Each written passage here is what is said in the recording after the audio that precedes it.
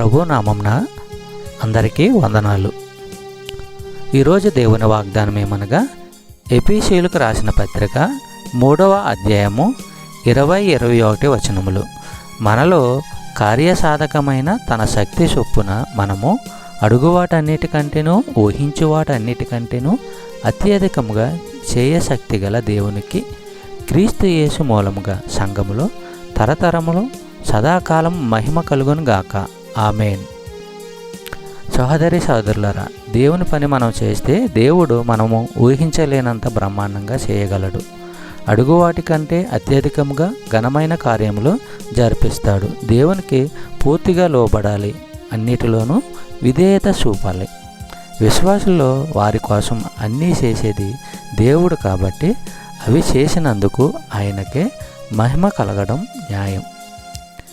ఎఫెసీయులకు రాసిన పత్రిక 1వ అధ్యాయం 12వ వచనము మనము పరిశీలించినట్లయితే, మొదట క్రీస్తు మీద నమ్మకం కలిగిన మనము తన మహిమకు కీర్తి అయి ఉండాలని ఆయన ఉద్దేశము. సహోదరి సహోదరులారా, తమ ఆధ్యాత్మిక దరిద్రాన్ని గుర్తించిన వారు దీనులు, వినయ మనస్కులు ధన్యులు అని యేసు చెప్తున్నాడు. కారణం పరలోక రాజ్యం వారిదే. యేసుని పట్ల నమ్మకం కలిగి దేవుని గణపరిచేవారుగా ఉండాలని ప్రభు పేరట అడిగి వేడుకుంటున్నాను. చెప్పబడిన వాగ్దానము దేవుడు దీవించి ఆశీర్వదించును గాక. ఆమేన్.